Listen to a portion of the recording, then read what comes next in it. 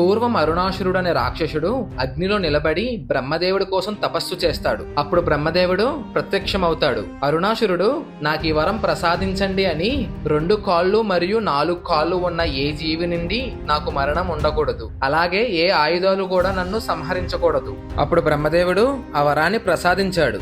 అప్పుడు అరుణాసురుడు నాకు మరణం లేదని, ఎవరూ నన్ను చంపలేరని స్వర్గంలో ఉన్న దేవతల్ని తరిమి కొడతాడు. అప్పుడు దేవతలందరూ శివుడి దగ్గరికి వెళ్లి అరుణాసురుడిని ఎలా సంహరించాలో మాకు తెలియడం లేదని సహాయం చేయమని కోరుతారు. శివుడు పార్వతీదేవి వైపు చూసి విశ్వం ప్రమాదంలో ఉంది దేవి అని అంటాడు. పార్వతీదేవి ఆలోచించి 2 మరియు 4 కాళ్ళు ఉన్న జీవి నుండి మరణం లేకూడదని వరం కోరాడు. మరి 6 కాళ్ళు ఉన్న జీవి సంగతి ఏంటి అని అడుగుతుంది. స్వర్గంలో అరుణాసురుడు ముందుకి ఒక తుమ్మెద వెళ్లి కొట్టబోతుంది. అరుణాసురుడు నవ్వి నన్ను చంపడానికి పరమశివుడు ఈ తుమ్మెదను పంపాడా అని తన చేతులతో ఆ తుమ్మెదను నలిపేస్తాడు. ఒక్కసారిగా చీకటి కమ్మేస్తుంది. ఒక నల్లటి మబ్బు అరుణాసురుడి వైపు వస్తుంది. అదేంటి అని చూస్తే కొన్ని వేల తుమ్మెదలు, తేనెటీగలు, కందిరీగలు ఆ సమూహం అరుణాసురుడు శరీరాన్ని మొత్తం కప్పేసి కుట్టడంతో ఆ నొప్పితో మరణిస్తాడు. భ్రమర అంటే తుమ్మెద.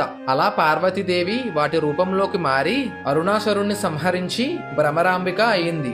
ఈ ఆలయం శ్రీశైలంలో ఉంటుంది. ఈ వీడియో మీకు నచ్చినట్టయితే ఓం నమః శివాయ అని కామెంట్ చేయండి. ఇలాంటి ఎన్నో వీడియోస్ కోసం అచ్యుతాస్ ఎపిక్ ఇన్ ఏ మినిట్ ని ఫాలో అవ్వండి.